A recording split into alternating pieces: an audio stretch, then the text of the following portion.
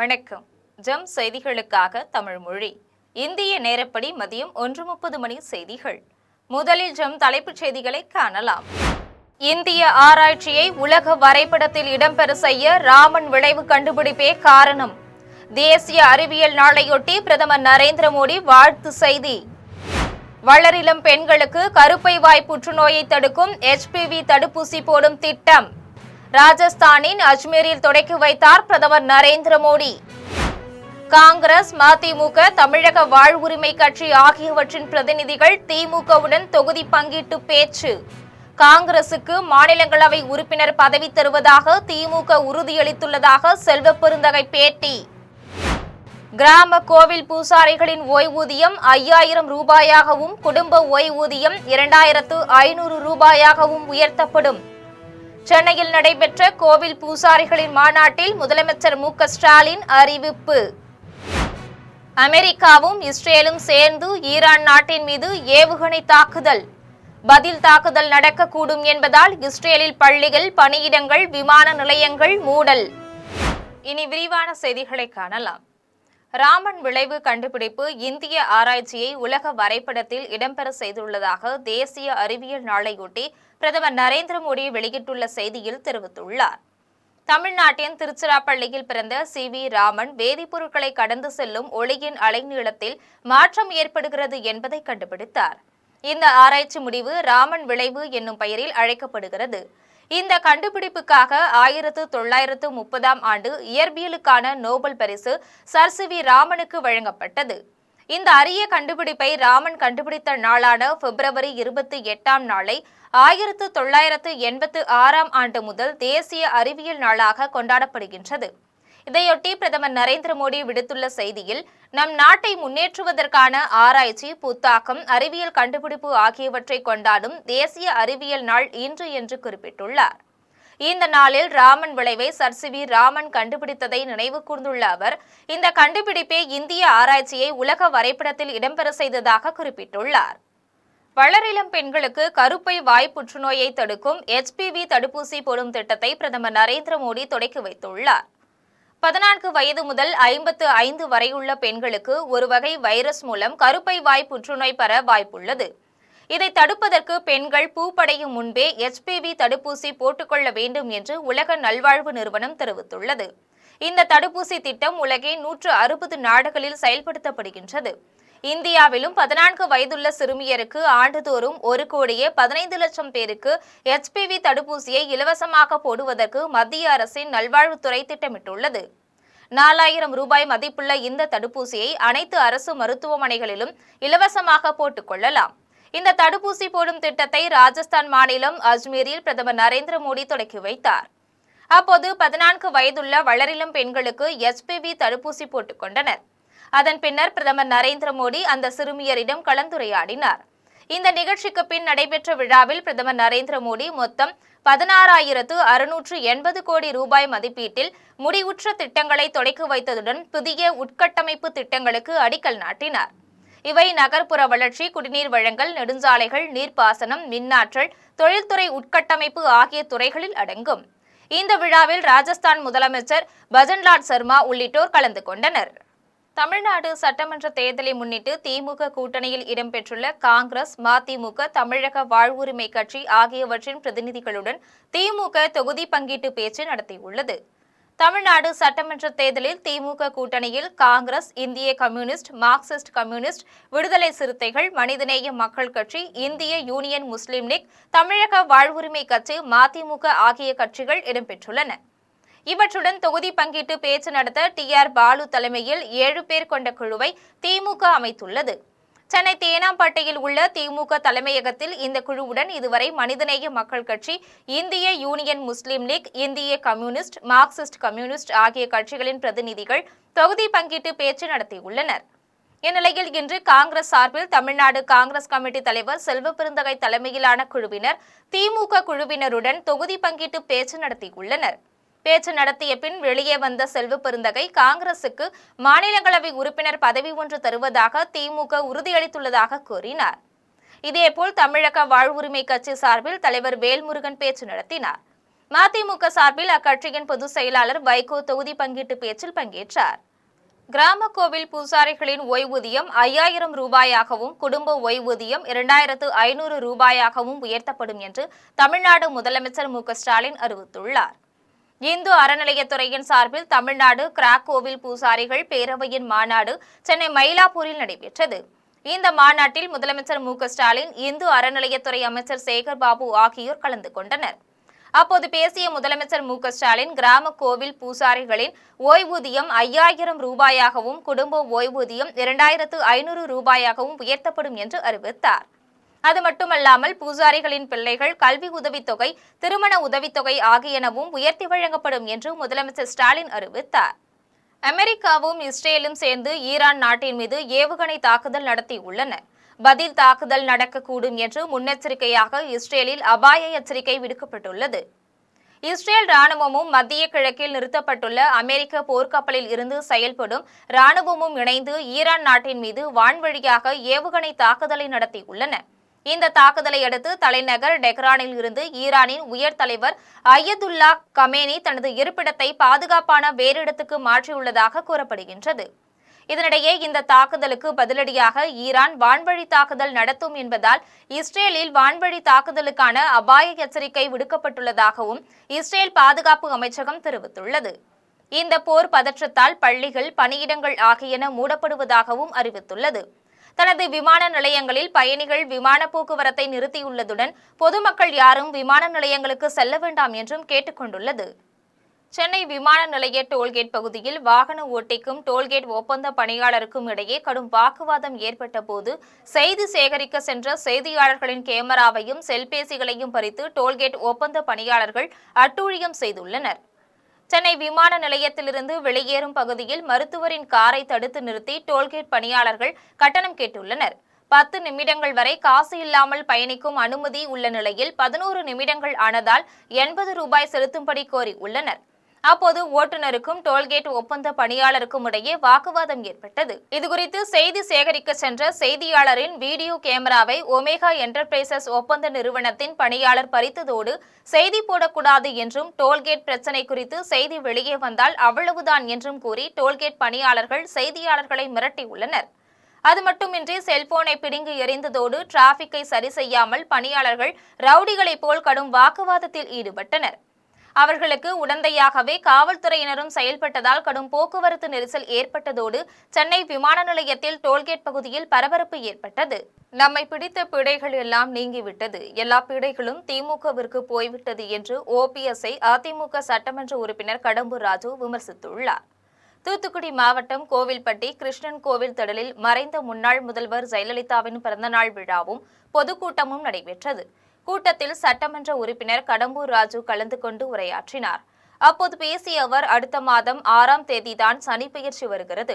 ஆனால் என்னை பொறுத்தவரை அரசியலில் சனிப்பெயர்ச்சி தொடங்கிவிட்டது என்றும் நம்மை பிடித்த கிரகங்கள் எல்லாம் மாறிப்போகி திமுகவிற்கு மங்கு சனியாகவும் அதிமுகவிற்கு பொங்கு சனியாகவும் தமிழக தேர்தல் களம் இருக்கிறது என்றும் தெரிவித்தார். ஏனெனில் நம்மை பிடித்த பிழைகள் எல்லாம் நீங்கிவிட்டது, எல்லா பிழைகளும் திமுகவிற்கு போய்விட்டது என்று ஓபிஎஸ்ஐ விமர்சித்தார்.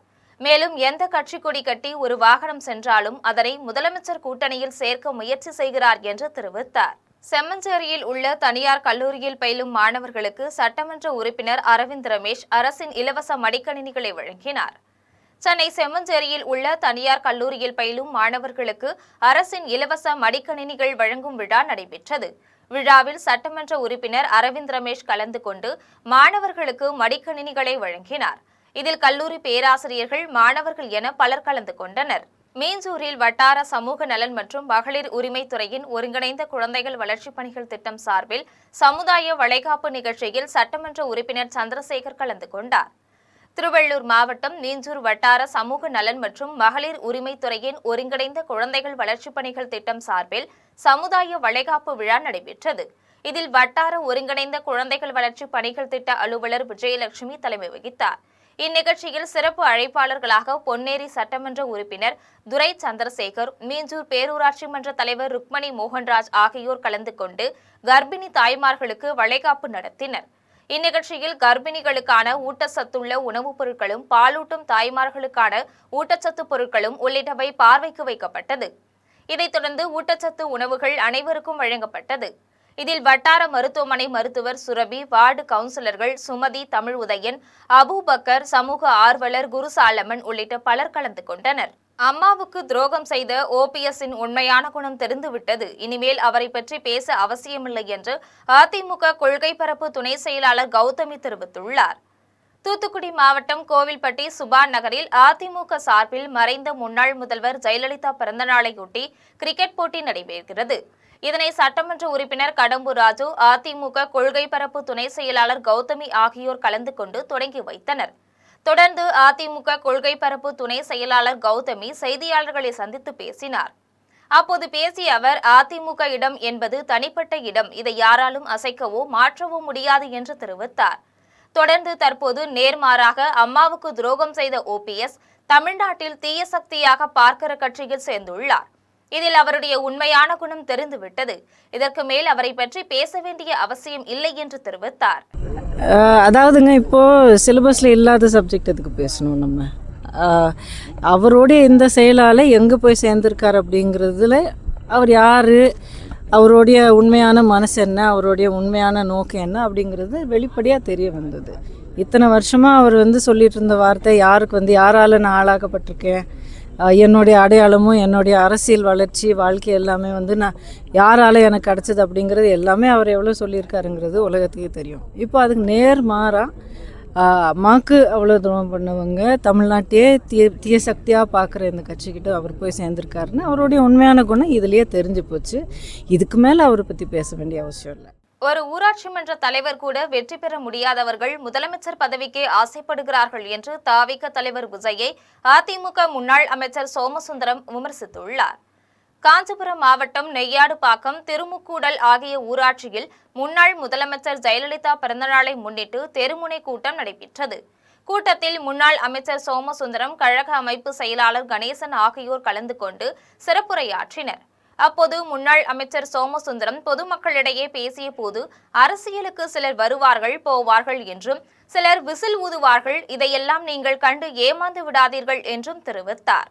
தொடர்ந்து ஒரு ஊராட்சி மன்ற தலைவர் கூட வெற்றி பெற முடியாதவர்கள் முதலமைச்சர் பதவிக்கு ஆசைப்படுகிறார்கள் என்று தாவிக தலைவர் விஜயை விமர்சித்தார். இதில் ஒன்றிய செயலாளர் முருகன், ஒன்றிய கவுன்சிலர் ராமச்சந்திரன், ஒன்றிய இலக்கிய அணி செயலாளர் புருஷோத்தமன் ஆகியோர் கலந்து கொண்டனர். புதுச்சேரியில் ஆளும் என்ஆர் பாஜக அரசு மக்கள் நலனில் கவனம் செலுத்தாமல் அலட்சியமாக செயல்படுவதாக முன்னாள் அமைச்சர் கமலக்கண்ணன் குற்றம் சாட்டியுள்ளார். புதுச்சேரி மாநிலம் காரைக்கால் பேருந்து நிலையம் அருகில் மாவட்ட காங்கிரஸ் கமிட்டி தலைவர் சந்திரமோகன் தலைமையில் கண்டன ஆர்ப்பாட்டம் நடைபெற்றது. இதில் நெல் கொள்முதல் நிலையங்களை உடனடியாக திறக்க கோரியும், தொடர் வேலைநிறுத்த போராட்டத்தில் ஈடுபட்டு வரும் அரசு ஊழியர்களின் நியாயமான கோரிக்கைகளுக்கு ஆதரவு தெரிவித்தும், என்ஆர் காங்கிரஸ் பாஜக அரசை கண்டித்தும் கோஷங்களை முழக்கமிட்டு ஆர்ப்பாட்டத்தில் ஈடுபட்டனர். அப்போது முன்னாள் அமைச்சர் கமலக்கண்ணன் செய்தியாளர்களிடம் பேசிய போது, புதுச்சேரியில் ஆளும் என்ஆர் பாஜக அரசு மக்கள் நலனில் கவனம் செலுத்தாமல் அலட்சியமாக செயல்படுவதாக குற்றம் சாட்டினார். தொடர்ந்து அரசின் அலட்சியத்தால் பல்வேறு துறைகளில் வேலைநிறுத்த போராட்டங்கள் நடைபெற்று வருகின்றன. இதனால் மக்கள் பெருமளவில் பாதிக்கப்பட்டுள்ளதாக தெரிவித்தார். பின்னர் வரும் மார்ச் மாதம் 6ஆம் தேதி புகழ்பெற்ற சனிப்பெயர்ச்சி விழா நடைபெறவுள்ள நிலையில் விழா ஏற்பாடுகள் குறித்து எந்த தகவலும் இதுவரை மக்களுக்கு தெரிவிக்கப்படவில்லை என்றும் குற்றம் சாட்டினார். இதில் மாநில மாவட்ட நிர்வாகிகள் உள்ளிட்ட 200க்கும் மேற்பட்டோர் கலந்து கொண்டனர். பொதுப்பணித்துறை ஊழியர்கள் ஸ்ட்ரைக்கு என இத்தனை ஸ்ட்ரைக்கு தொடர்ந்து நடந்து கொண்டிருக்கிறது. ஆனால் தேர்தல் நேரத்தில் இவங்க சொன்னது, டெல்லியில் ஆளக்கூடிய பிஜேபி ஆட்சிக்கு வந்தால் எல்லா விஷயங்களும் விரைவாக நடக்கும்னாங்க. ஆனால் கடந்த காலங்களை விட மோசமான நிர்வாகம் நடந்து கொண்டிருக்கிறது. இதை கண்டிக்கின்ற வகையில் காரைக்கால் மாவட்ட காங்கிரஸ் சார்பாக இந்த கண்டன ஆர்ப்பாட்டத்தை நடத்தி கொண்டிருக்கிறோம். சனிப்பெயர்ச்சிக்கான ஏற்பாடுகள் 2020 கோவிட் காரணமாக சனிப்பெயர்ச்சியில் யாரும் வர முடியாமல் போயிட்டுது. டாஸ்மாக் கடைகளுடன் சேர்ந்து போதைப் பொருட்கள் விற்பனை தமிழகத்தை இந்தியாவிலேயே முதலிடத்தில் கொண்டு போயிருக்கிறது என்று மாநில கொள்கை பரப்பு துணை செயலாளர் கௌதமி தெரிவித்துள்ளார். தூத்துக்குடி மாவட்டம் கோவில்பட்டி கிருஷ்ணன் கோவில் திடலில் அதிமுக சார்பில் மறைந்த முன்னாள் முதல்வர் ஜெயலலிதா பிறந்தநாள் விழாவும் பொதுக்கூட்டமும் நடைபெற்றது. இந்த விழாவில் சட்டமன்ற உறுப்பினர் கடம்பூர் ராஜு, அதிமுக மாநில கொள்கை பரப்பு துணை செயலாளர் கௌதமி ஆகியோர் கலந்து கொண்டு உரையாற்றினர். அப்போது கௌதமி பொதுமக்களிடையே பேசிய போது, ஒரு ஆட்சியில் படி படி என்று சொன்னார்கள், ஆனால் இன்னொரு ஆட்சியில் குடி குடு என்று பாட்டிலை கையில் கொடுத்து உங்களிடமிருந்து 2 மடங்கு பணம் வாங்குகின்றனர் என்று தெரிவித்தார். தொடர்ந்து டாஸ்மாக் கடைகளுடன் சேர்ந்து போதைப் பொருட்கள் விற்பனை தமிழகத்தை இந்தியாவிலேயே முதலிடத்தில் கொண்டு போயிருக்கிறது என்று குற்றம் சாட்டினார். தொடர்ந்து ஒரே பிம்பத்தில் ஓடிக்கொண்டிருக்கும் இந்த ஆட்சி மக்களுக்கு சேவை செய்யக்கூடிய ஆட்சியாக என்றும் இருக்காது என்றும் தெரிவித்தார். செயற்கை நுண்ணறிவு உள்ளிட்ட தொழில்நுட்பங்கள் வளர்ந்துவிட்ட நிலையிலும் நமக்கு அறிவையும் அனுபவத்தையும் தருபவை புத்தகங்கள் மட்டுமே என்று மாவட்ட ஆட்சியர் ஸ்ரீகாந்த் தெரிவித்துள்ளார். மயிலாடுதுறையில் உள்ள தனியார் கல்லூரியில் 4வது புத்தக திருவிழா தொடங்கியது. இவ்விழாவில் மாவட்ட ஆட்சியர் ஸ்ரீகாந்த் கலந்து கொண்டு குத்துவிளக்கேற்றி வைத்து புத்தக திருவிழாவை தொடங்கி வைத்தார். இந்நிகழ்வில் கூடுதல் ஆட்சியர் கோகுல், மாவட்ட வருவாய் அலுவலர் பூங்கொடி உள்ளிட்ட பலர் கலந்து கொண்டனர். இதன் பின்னர் அவர் கூட்டத்தில் பேசிய போது, புத்தக திருவிழா மார்ச் 8ஆம் தேதி வரை நடைபெறவுள்ளது என்றும் 40 புத்தக விற்பனை அரங்குகள் அமைக்கப்பட்டுள்ளது என்றும் தெரிவித்தார். பள்ளி, கல்லூரி மாணவ மாணவிகள் அனைவரும் இப்புத்தக திருவிழாவில் கலந்து கொண்டு பயன்பெற வேண்டும் என்றும் அறிவுறுத்தினார். செயற்கை நுண்ணறிவு உள்ளிட்ட தொழில்நுட்பங்கள் வளர்ந்துவிட்ட நிலையிலும் நமக்கு அறிவையும் அனுபவத்தையும் தருபவை புத்தகங்கள் மட்டுமே என்று கூறினார். ஒரு நாடு கல்வி, அறிவால் மட்டுமே எல்லா நிலையிலும் முன்னேற்றத்தை பெற முடியும் என்று அண்ணா பல்கலைக்கழகத்தின் முன்னாள் துணைவேந்தர் பேராசிரியர் பாலகுருசாமி தெரிவித்துள்ளார். கோவை மதுக்கரையில் உள்ள தனியார் பள்ளியில் முத்துவிழா நிகழ்ச்சி நடைபெற்றது. விழாவில் அண்ணா பல்கலைக்கழகத்தின் முன்னாள் துணைவேந்தர் பேராசிரியர் பாலகுருசாமி கலந்து கொண்டு உரையாற்றினார். அப்போது பேசிய அவர், ஒரு நாட்டின் வளர்ச்சிக்கு முக்கிய பங்கு வகிப்பது அந்நாட்டு மக்களின் கல்வி, அறிவு மட்டுமே என கூறினார். அந்த பணியை கடந்த 30 ஆண்டுகளாக செய்து வரும் பள்ளி நிர்வாகத்தை தாம் பாராட்டுவதாக தெரிவித்தார். பின்னர் உலக நாடுகள் வரிசையில் தனிநபர் வருமானத்தில் இந்தியா இன்னும் பின்தங்கி இருக்கிறது, ஆனால் கல்வி அறிவால் முன்னேற முடியும் என்று தெரிவித்தார். தொடர்ந்து விழாவில் கடந்த ஆண்டுகளில் அனைத்திலும் சிறந்து விளங்கிய மாணவர்களுக்கும் ஆசிரியர்களுக்கும் பரிசுகள் வழங்கி கௌரவித்தனர். எடையூரில் புதிதாக கட்டப்பட்ட மரகத பூஞ்சோலையை அமைச்சர் ராஜகண்ணப்பன் காணொலி காட்சி வாயிலாக திறந்து வைத்ததை அடுத்து கோட்ட உதவி வன பாதுகாவலர் லட்சுமணகுமார் திறந்து வைத்து மக்கள் பயன்பாட்டிற்கு ஒப்படைத்தார். செங்கல்பட்டு மாவட்டம் திருக்கழுக்குன்றம் அருகே எடையூரில் மரகத பூஞ்சோலை திறப்பு விழா நடைபெற்றது. இதனை அமைச்சர் ராஜகண்ணப்பன் காணொலி காட்சி வாயிலாக திறந்து வைத்ததை அடுத்து மாவட்ட கோட்ட உதவி வன பாதுகாவலர் லட்சுமணகுமார் திறந்து வைத்து மக்கள் பயன்பாட்டிற்கு ஒப்படைத்தார். தொடர்ந்து அப்பகுதி முழுவதும் நடப்பட்டிருந்த மரக்கன்றுகளையும் இயற்கை சூழலையும் பள்ளி மாணவர்களுடன் நடந்து சென்று பார்வையிட்டார். இந்நிகழ்வில் வன சரக அலுவலர்கள் ராஜேஷ், வித்யாபதி, ஊராட்சி மன்ற தலைவர் ஏழுமலை, வார்டு உறுப்பினர் ஜீவா ஆகியோர் கலந்து கொண்டனர். காரைக்காலில் 11ஆம் வகுப்பு மற்றும் 12ஆம் வகுப்பு பயிலும் பள்ளி மாணவர்களுக்கு அமைச்சர் திருமுருகனும் மாவட்ட ஆட்சியர் இஷிதா ராட்டியும் இணைந்து இலவச மடிக்கணினிகளை வழங்கினர். புதுச்சேரி மாநிலம் காரைக்கால் மாவட்டம் கோவில்பத்து தந்தை பெரியார் அரசு பள்ளியில் அரசு உதவி பெறும் பள்ளியில் பயிலும் 11ஆம் வகுப்பு மற்றும் 12ஆம் வகுப்பு மாணவர்களுக்கு இலவச மடிக்கணினி விநியோகத்தின் தொடக்க விழா நடைபெற்றது. விழாவில் அமைச்சர் திருமுருகன், மாவட்ட ஆட்சியர் இஷிதா ராட்டி ஆகியோர் கலந்து கொண்டு மாணவர்களுக்கு இலவச மடிக்கணினிகளை வழங்கி வாழ்த்துக்களை தெரிவித்தனர். இதில் கல்வித்துறை அதிகாரிகள், ஆசிரியர்கள், பெற்றோர்கள் ஆகியோர் கலந்து கொண்டனர். சாக்கடையாய் மாறிப்போன அரசியலை சுத்தம் செய்ய தளபதி அரசியலுக்கு வந்துள்ளார் என்று தமிழக வெற்றிக் கழகத்தின் தேசிய செய்தி தொடர்பாளர் ஃபெலிக்ஸ் ஜெரால்ட் தெரிவித்துள்ளார். சென்னை திருவொற்றியூரில் தமிழக வெற்றிக் கழகத்தினர் சார்பில் கொள்கை விளக்க தெருமுனை கூட்டம் மற்றும் நலத்திட்ட உதவிகள் வழங்கும் நிகழ்ச்சி நடைபெற்றது. இதில் சிறப்பு விருந்தினர்களாக தேசிய செய்தி தொடர்பாளர் ஃபெலிக்ஸ் மற்றும் மாநில செய்தி தொடர்பாளர் ஆனந்த் அஜித் ஆகியோர் கலந்து கொண்டனர். இக்கூட்டத்தில் தேசிய செய்தி தொடர்பாளர் ஃபெலிக்ஸ் ஜெரால்ட் பேசிய போது, தமிழகத்தில் மணல், நிலக்கரி, மதுக்கடை, கழிவறை முதற்கொண்டு அனைத்திலும் ஊழல் நடந்துள்ளது என குற்றம் சாட்டினார். சாக்கடையாய் மாறிப்போன அரசியலை சுத்தம் செய்ய தளபதி அரசியலுக்கு வந்துள்ளார் என்று கூறினார். இதனைத் தொடர்ந்து 500 பேருக்கு பொதுமக்களுக்கு நலத்திட்ட உதவிகள் வழங்கப்பட்டது.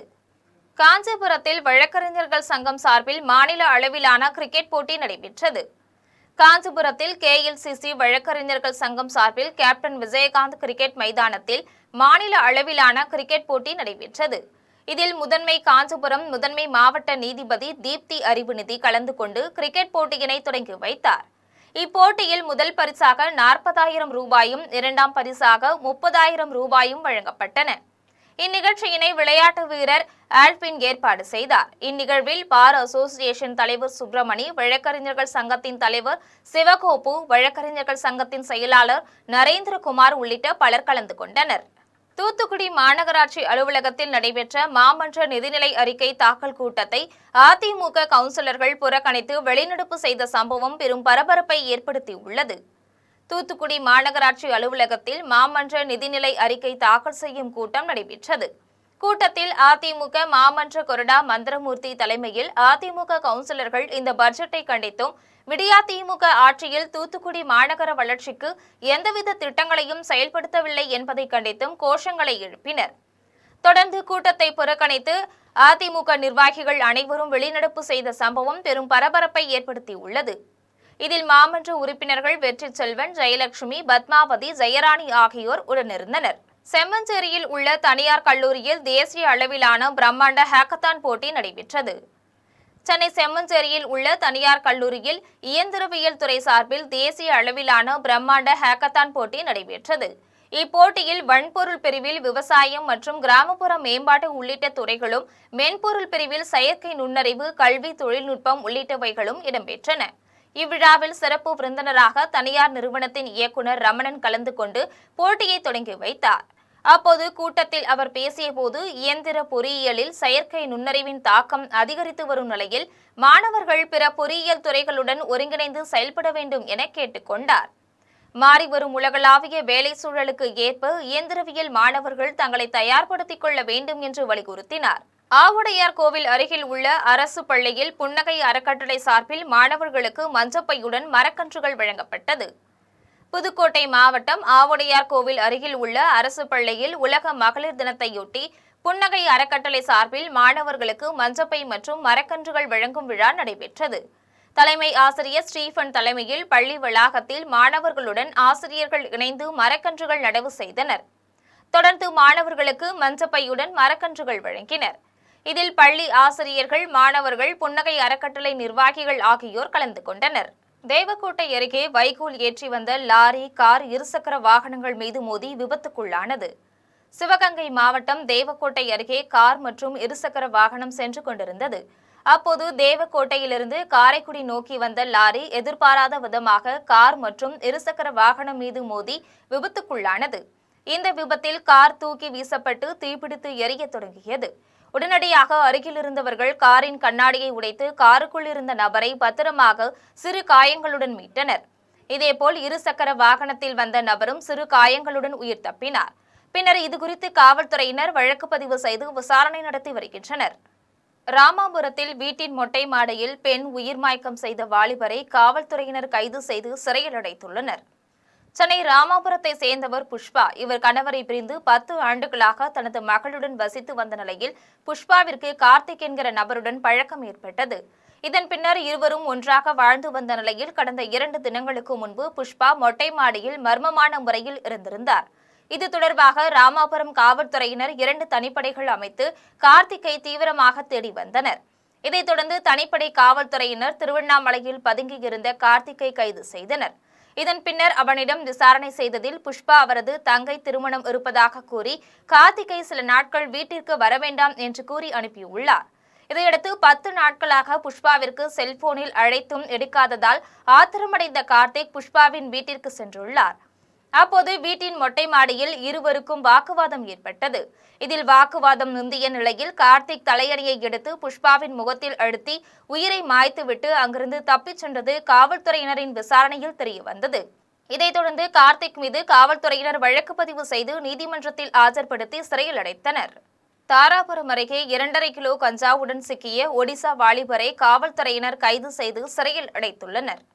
திருப்பூர் மாவட்டம் தாராபுரத்தை காவல்துறை துணை ஆய்வாளர் லோகநாதன் தலைமையில் காவல்துறையினர் திடீர் சோதனை மேற்கொண்டனர். அப்போது அப்பகுதியில் சந்தேகப்படும்படி நின்றிருந்த வடமாநில வாலிபரை பிடித்து விசாரணை செய்ததில் அவர் ஒடிசா மாநிலத்தை சேர்ந்த சங்கராம் என்பதும் தற்போது திருப்பூரில் வசித்து வந்தவர் என்பதும் தெரியவந்தது. இதையடுத்து சங்கராமிடம் இருந்த 2 கிலோ 500 கிராம் கஞ்சாவை காவல்துறையினர் பறிமுதல் செய்து அவரை கைது செய்து சிறையில் அடைத்தனர். இதைத் தொடர்ந்து போதைப்பொருள் விற்பனையை முழுமையாக ஒழிக்க மாவட்ட நிர்வாகமும் காவல்துறையினரும் தீவிர நடவடிக்கை எடுக்க வேண்டும் என சமூக ஆர்வலர்கள் கோரிக்கை விடுத்துள்ளனர். பெண் வெற்றி பெற்றால் சமூகமே வளரும் என்று தைரோகர் நிறுவனர் வேலுமணி தெரிவித்துள்ளார்.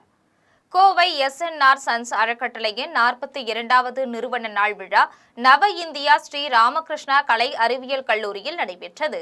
அறக்கட்டளையின் நிர்வாக அறங்காவலர் சுந்தர் ராமகிருஷ்ணன் தலைமையில் நடைபெற்ற விழாவில் தைரோகேர் நிறுவனர் வேலுமணி பேசினார். அப்போது ஓர் ஆண் வெற்றி பெற்றால் ஒரு குடும்பம் மட்டுமே வளரும், ஆனால் ஒரு பெண் வெற்றி பெற்றால் ஒட்டுமொத்த சமூகமே வளர்ச்சியடையும் என்று தெரிவித்தார்.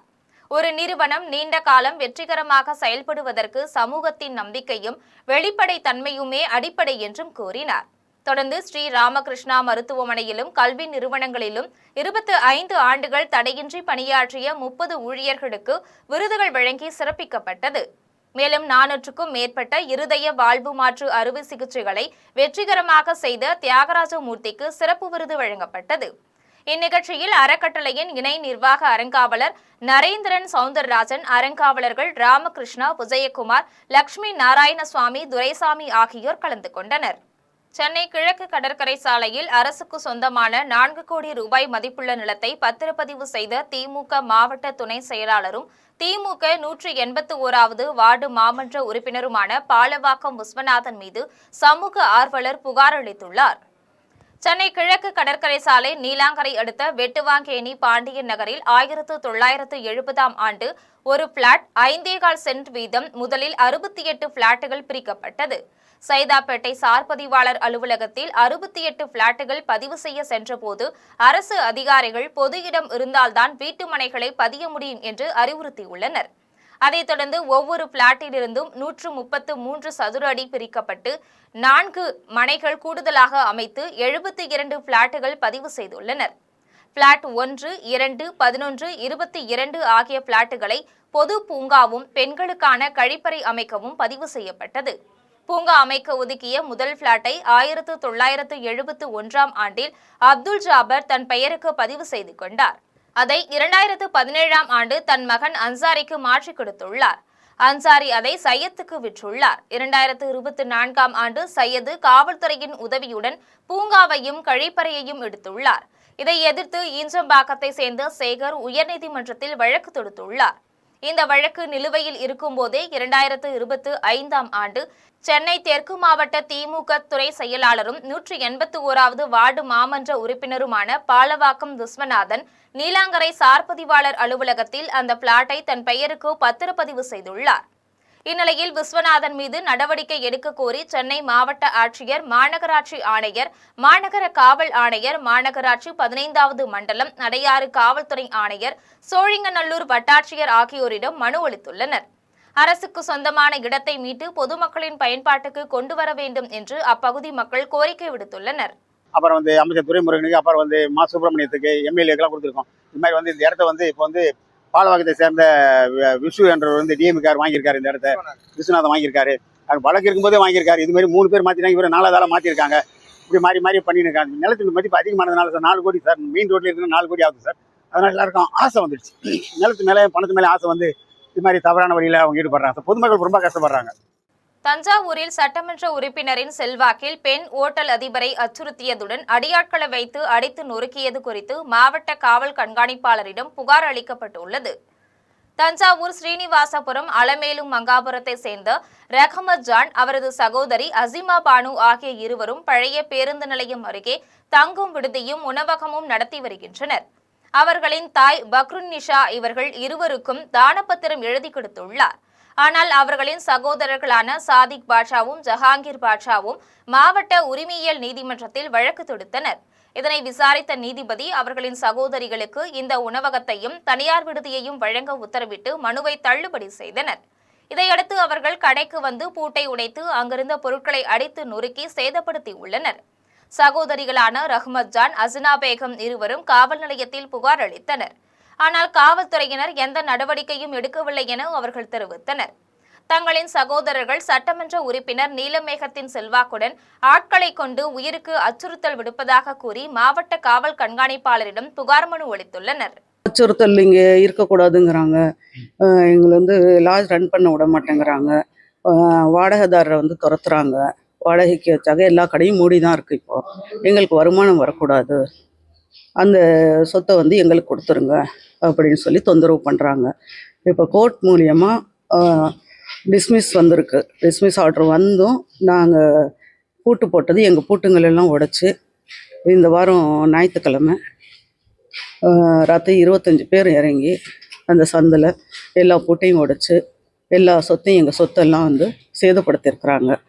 நாங்கள் போய் வெஸ்ட்டு போலீஸ் ஸ்டேஷனில் கம்ப்ளைண்ட் பண்ண போனாக்கா கம்ப்ளைண்ட் எங்களது எடுக்கலை. இணைய வழியில் பகுதி நேர வேலை என்று கூறி மோசடி செய்த சைபர் குற்றவாளிகள் 4 பேரை தென்காசி மாவட்ட காவல்துறையினர் கைது செய்து குண்டர் தடுப்பு சட்டத்தில் சிறையில் அடைத்துள்ளனர். ஆன்லைன் மூலமாக பகுதி நேர வேலைவாய்ப்பு என்று கூறி மோசடி செய்வதாக தென்காசி மாவட்ட காவல் கண்காணிப்பாளர் அலுவலகத்தில் செயல்படும் சைபர் கிரைம் காவல் நிலையத்தில் புகார் அளிக்கப்பட்டிருந்தது.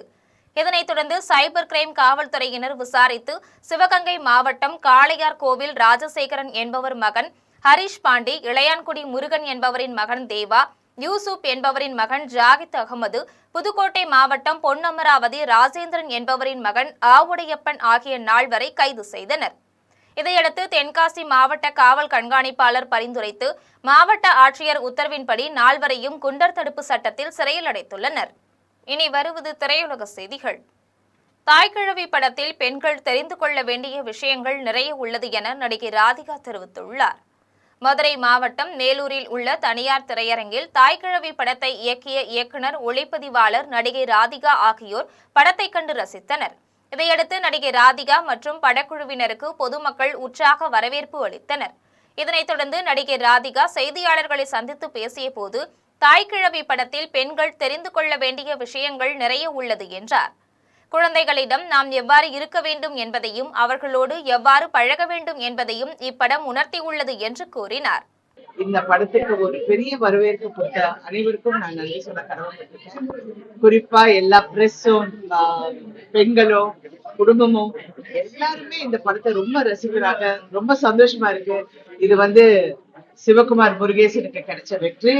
ஏன்னா இந்த கதையை வச்சு, இந்த கதாபாத்திரங்களை மனதுக்குள்ள வச்சு ரொம்ப வருஷமா இந்த கதையை வந்து அப்படியே எங்க கிட்ட சொல்லி சொல்லி சொல்லி கடைசியில கனவு நினைவாய், அந்த கனவு நினைவாகிறதுக்கு நடிகர் சிவகார்த்திகேயன் அவர்கள், அதுவும் ஃபேஷன் ஸ்டுடியோஸ் அவர்களும் ஒரு முக்கியமான கருவாக இருந்திருக்காங்க. இந்த மாதிரி நல்ல படங்களுக்கு ஊக்கத்தை கொடுத்து ஒரு பெரிய வெற்றியை கொடுத்திருக்காங்க. அவருக்கும் என்னுடைய நன்றி. ஏன்னா நிறைய பேருக்கு அந்த தைரியம் வராது. இந்த மாதிரி ஒரு கதையை எடுக்கணும், போய் மக்களிடம் போய் செய்யணும். இந்த படத்துல நான் மட்டும் தெரிஞ்ச மூஞ்சி, அது தெரிஞ்ச வரைக்கும் இது எல்லாருமே கிட்டத்தட்ட புதுமுகங்கள் மாதிரி நடிச்சிருந்தாலும் இவ்வளவு பெரிய கதாபாத்திரம் எனக்கு மட்டும் இல்ல. இது வெறும் தாய்கிழவினா இது என்ன பத்தி மட்டும் இல்ல, அதாவது கிழவியோட கதாபாத்திரம் மட்டும் இல்ல, கூட நடிச்சிருக்கலாம் அத்தனை பேரும் அவ்வளவு சிறப்பான கதாபாத்திரம், அவ்வளவு சிறப்பான நல்ல விஷயங்களை சொல்லிருக்காங்க. சோ நீங்க தான் பிரஸ் இதை வந்து நல்லபடியா மக்களிடம் போய் சேர்த்து எங்களுக்கு பெரிய வெற்றி. நடிகர் ரோபோ சங்கர் மறைவுக்கு செல்ல முடியாததால் மறுநாள் அவருக்கு பேனர் வைத்து தயாரிப்பாளர் சார்பில் நலத்திட்ட உதவிகள் வழங்கப்பட்டது என நடிகர் விமல் தெரிவித்துள்ளார். பிரபல நடிகர் விமல் வடம் எனும் புதிய படத்தில் நடித்து வருகிறார். இதில் டி இமான் இசையமைப்பில் இயக்குனர் கேதரன் இயக்குகின்றார். இதில் கதாநாயகியாக நடிகை சங்கீதா நடித்துள்ளார். இப்படம் வருகின்ற மார்ச் 6ஆம் தேதி வெளியிடப்படும் என எதிர்பார்க்கப்படுகிறது. இப்படத்தின் இசை வெளியீட்டு விழா சென்னையில் நடைபெற்றது. இவ்விழாவில் நடிகர் விமல் செய்தியாளர்களிடம் பேசிய போது, நடிகர் ரோபோ சங்கர் மறைந்த தருணத்தில் தான் குற்றாலத்தில் வடம் படப்பிடிப்பில் இருந்ததாகவும், அப்படத்தின் காட்சிகள் அதிகமான பொருட்செலவில் செய்யப்பட்டிருந்ததால் இறுதி சடங்கிற்கு செல்ல வேண்டாம் என தயாரிப்பாளர் கூறியதாக தெரிவித்தார். இதையடுத்து மறுநாள் குற்றாலத்தில் ரோபோ சங்கருக்கு பேனர் வைத்து 500 பேருக்கு புடவையும் 2000 மரக்கன்றையும் தயாரிப்பாளர் வழங்கியுள்ளதாக கூறினார். இதனிடையே அவரது ஆன்மா சாந்தியடையும் என நம்புவதாக தெரிவித்தார். இனி வருவது உலக செய்திகள்.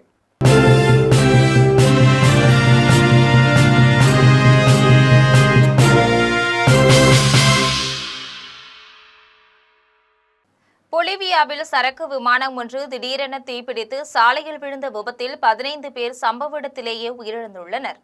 தென் அமெரிக்காவில் உள்ள பொலிவியா நாட்டின் லாபாஸ் அருகே உள்ள எல் ஆல்டோ சர்வதேச விமான நிலையத்திலிருந்து ஹெர்குலஸ் என்ற சரக்கு விமானம் புறப்பட்டு சென்றது. தொடர்ந்து புறப்பட்ட சில நிமிடங்களிலேயே ஓடுபாதையிலிருந்து விலகி சென்ற விமானம் தீப்பிடித்து அருகிலிருந்த நெடுஞ்சாலையில் விழுந்து விபத்துக்குள்ளானது. இந்த விபத்தில் 15 பேர் உயிரிழந்த நிலையில் 30 பேர் படுகாயமடைந்தனர். மேலும் விமானத்தில் இருந்த பொலிவிய மத்திய வங்கியின் புதிய கரன்சி நோட்டுகள் அனைத்தும் வயல்வெளிகள் முழுவதும் சிதறின. இந்த சம்பவத்தால் அப்பகுதியில் பெரும் பரபரப்பு ஏற்பட்டது. இனி வருவது விளையாட்டு செய்திகள்.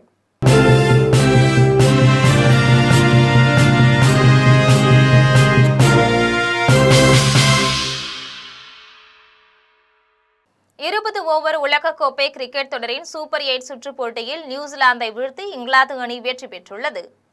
இலங்கை கொழும்புவில் 20 ஓவர் உலகக்கோப்பை கிரிக்கெட் தொடரின் சூப்பர் 8 சுற்று போட்டி நடைபெற்றது. இந்த போட்டியில் இங்கிலாந்து, நியூசிலாந்து அணிகள் மோதின. இதில் டாஸ் வென்ற நியூசிலாந்து அணி முதலில் பேட்டிங் செய்து 20 ஓவரில் 7 விக்கெட் இழப்புக்கு 159 ரன்கள் எடுத்தது. இதையடுத்து 160 ரன்கள் எடுத்தால் வெற்றி என்ற இலக்குடன் களமிறங்கிய இங்கிலாந்து அணி 19 ஓவரில் 6 விக்கெட் இழப்புக்கு 161 ரன்கள் எடுத்து வெற்றி பெற்றது. இனி வருவது தங்கம் மற்றும் வெள்ளி விலை நிலவரம்.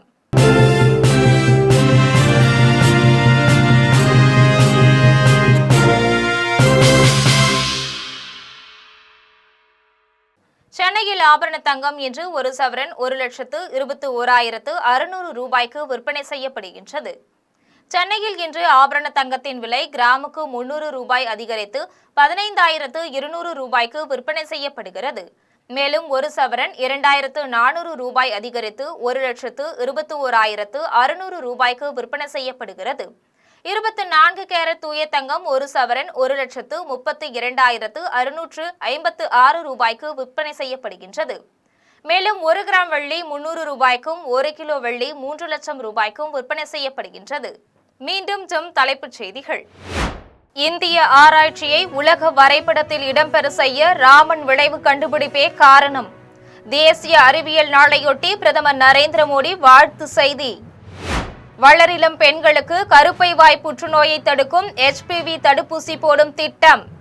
ராஜஸ்தானின் அஜ்மீரில் தொடக்கி வைத்தார் பிரதமர் நரேந்திர மோடி.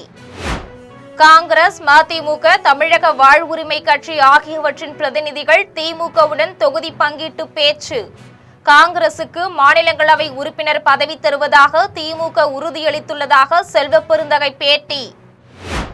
கிராம கோவில் பூசாரிகளின் ஓய்வூதியம் 5,000 ரூபாயாகவும் குடும்ப ஓய்வூதியம் 2,500 ரூபாயாகவும் உயர்த்தப்படும். சென்னையில் நடைபெற்ற கோவில் பூசாரிகளின் மாநாட்டில் முதலமைச்சர் மு.க. ஸ்டாலின் அறிவிப்பு. அமெரிக்காவும் இஸ்ரேலும் சேர்ந்து ஈரான் நாட்டின் மீது ஏவுகணை தாக்குதல். பதில் தாக்குதல் நடக்கக்கூடும் என்பதால் இஸ்ரேலில் பள்ளிகள், பணியிடங்கள், விமான நிலையங்கள் மூடல். இத்துடன் ஜெம் செய்திகள் நிறைவடைகின்றன. மீண்டும் ஜெம் செய்திகள் மாலை 6 மணிக்கு. உடனுக்குடன் செய்திகளை காண gemlive.tv என்ற இணையதளத்தில் இணைந்திருங்கள். நன்றி, வணக்கம்.